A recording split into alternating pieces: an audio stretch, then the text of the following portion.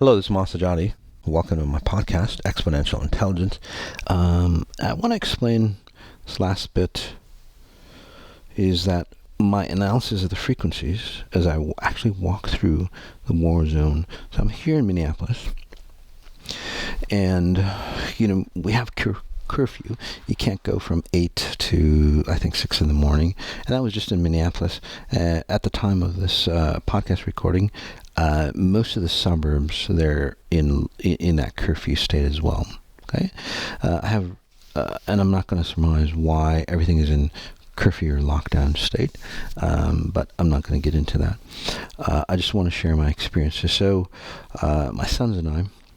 We went downtown where all the chaos was and all the burning buildings and so on. And I'm going to put some pictures up on Instagram and Facebook for you to see real hand what's happening. It's pretty devastating. It's pretty amazing actually.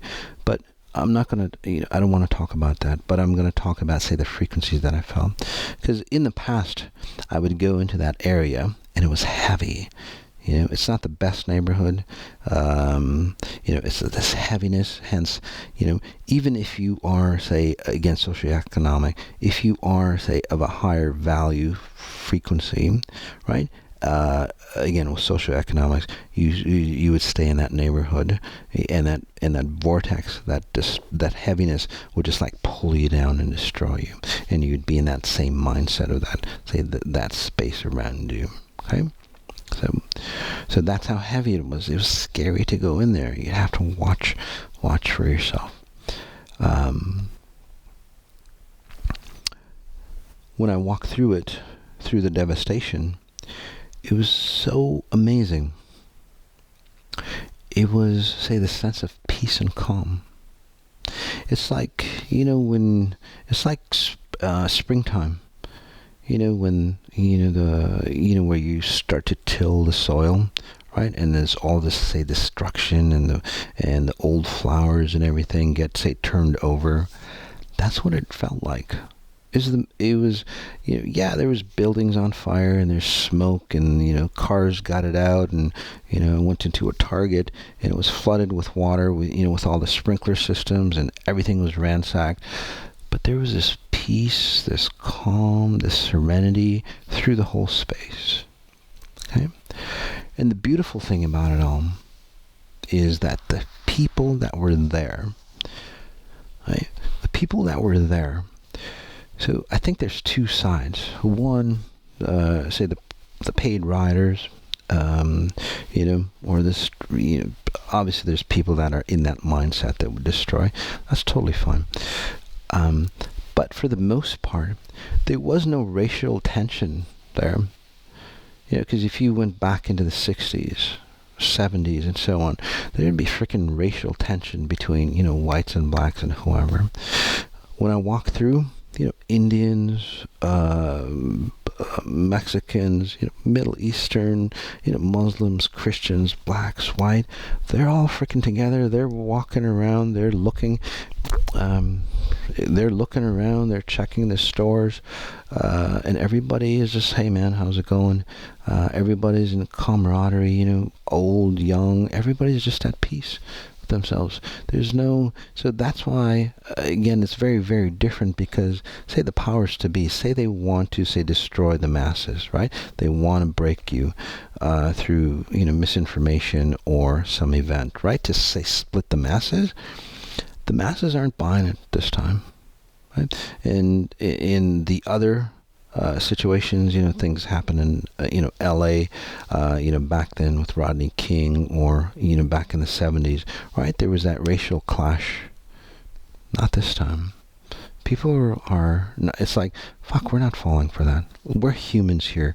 I don't care what the powers to be are going to do to us, whatever. We're not going to steep as low as they are. Which is actually a shame, that they could actually stoop this low for more greed, more power. But again, I don't want to talk about that. I'm just going to talk about, say what I analyzed. There's people, cleaning up. So there was, a ton of people with brooms, garbage bags, and so on, helping the store owners, clean up. It's quite amazing. Now, at nighttime, it's a different scenario because, again, they have paid riders, professional riders, and you can tell, by the way, because, when you go through and you see so many buildings on fire and how it's just like cement buildings, brick buildings, right, burned down to the ground, you have to be a professional arsonist to understand how to burn a building down to the ground. You're not going to get just somebody who's mad at, some people.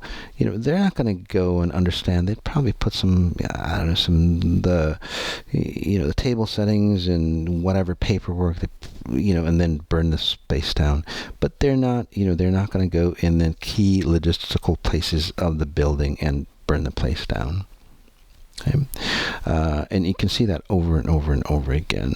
These are like, from what I was gathering, again, just visually, and then, just using my abilities, it's like, shit, these are some really super professional people who've been trained in arson, so, and destruction, and chaos. So you have that part. But like I said, the society, the neighbors, they're not falling into that. And besides, most people care for their neighborhood. They would never, ever, ever destroy their own neighborhood. Like, say, gang members, right? Have you ever heard of a gang member destroying their own, say, plot? Their own turf? Hell no. They would go and destroy, say, the next city over. So why would these residents of the city destroy their own stuff? Nowhere in history has anybody destroyed their own plot. So you have to think about those things. And if they did, again, it didn't seem like it was the actual people that lived there. So let's see what else.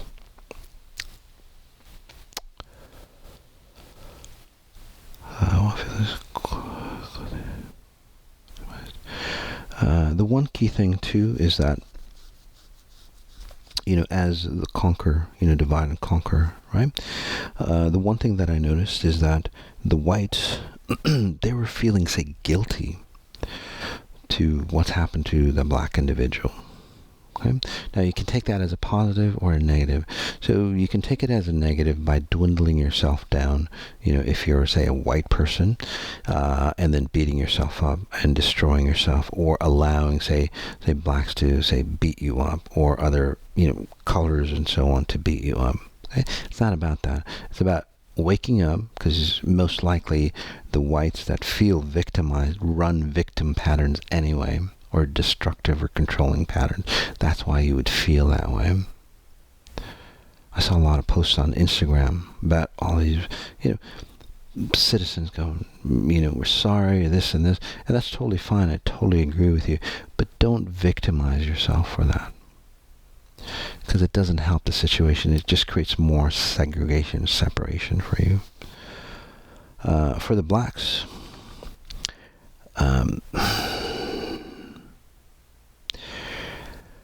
it's like, it's a victim having victory or retribution. But, when somebody is a victim and then it's like, I got retribution, the problem with that is that you're still a victim. You, say, maybe won this situation, okay? I know I'm not talking about this situation, say a certain situation or event, but since you're running victim mentality, victim attitude, you're not running from the grander version. Neither side is white or black or any other color or gender or culture or religion. You're not running from the true being of who you are. You're running the distortions of who you are. So it doesn't really matter. Okay? We're trying to resolve the whole situation and eliminate, say, prejudice. So both sides need to, say, shape up and understand who the grander version of who they are. Okay? And that's where, say, equality comes in at a major level. Okay? And I'll just put it out there, and I'm sure I'll get hate mail for this. The Me Too movement with women. Totally cool movement. I'm totally for you. But the way they run that, okay, is, again, women feeling victimized, pushing for laws and whatever that they need, to oppress other people, to, say, protect them. Never, ever, ever works out that way. And I'm just telling you, just because, I love humanity, okay? It never works out that way. Look on history. The only way to eliminate that is to eliminate the tendency of being victimized, whether you're a woman, whether you're black, whether you're Middle Eastern, whatever you are. Even, say, you're a white, especially a white male, something that nobody ever talks about, gets victimized. So you have to rise above that space and understand who you are, move away from the victim patterns, okay? Because nobody else can help you. Even if you go to, say, another planet that has life, if you're running a victim pattern, you're going to freaking get victimized there. So what are you going to do? Change. Be that strong individual that doesn't need laws, rules, and so on to protect you. You just are stronger. Okay? So it's just a standard for you. It's just a standard for society, not to victimize people. By the way, I'm not blaming victims for being victimized, but is there a pattern in you that you would attract victimization? Right? There's people, like for me, for example, I've walked through Chicago and stuff, totally fine. Although some people who run victim patterns or fear patterns, they would attract a mugging or something like that. That's what I'm talking about. It's a frequency that you're generating. We have to eliminate that frequency of victimization, victim prejudice, and all that. Let's take a deep breath in.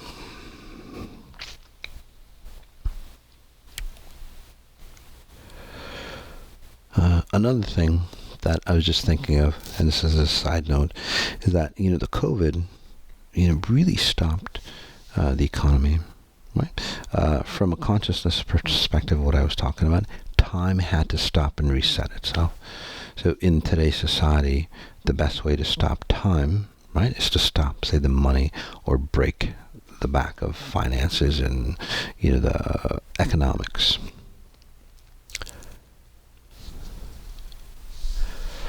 So this is just a side note. So to recreate or regenerate what's happened in the past, and there's a saying, I forgot who said it, but war is the best way to spur an economy. So spur an economy, you start a war. Before it was against nations, but it's like, well, nobody wants to fight. It's like, well, hell, let's just burn our own cities down. Right, and rebuild. So at a surface level, it's a great opportunity, and you'll see, say, a fantastic economic boom, because, well, we're in a freaking war zone. We have to rebuild. So again, it spurs manufacturing, it spurs everything, and you'll see, again, a great boom because of this. So whether it's real or not, the new consciousness is going to take it as, say, a benefit. It's not going to allow it to, say, drop under. So another fantastic. And it's also interesting that the powers to be that wanted more control inadvertently have awakened the masses to come into control. So you'll see a lot of the political systems change. You'll see about the control, the deep state, as you call it. All those things start to, say, lose more command, right? And the mechanisms, the media outlets and so on like that start to falter. That's how real change occurs, by changing, again, the consciousness of humanity. And that's what we're all about. That's what XI is about. You build yourself to such a high level that, one, you naturally become abundant, just like, the nature, Yes, there's still work, but then it allows you to stay in control and stay abundant and not allow anybody else to control you. Again, hopefully you enjoyed the podcast. If you have any questions, xi@mossajati.com. For other podcast ideas that you want me to answer or create a lecture on, again, xi@mossajati.com. In the near future, join me for Moss's Meta Healing Sundays. It's a free meta healing. A meta healing is a deep meditation plus self-healing in one. Really powerful. You can actually feel the transformations in your health, wealth, relationships, and so on rapidly. Okay, very different than psychology, NLP, I don't know, visualization and all that stuff that your grandparents used to use. You know, you have to step into the new world, right? And use something that's actually of today to advance you. So, as we end, again, notice what you notice, and then notice the details of what you're noticing.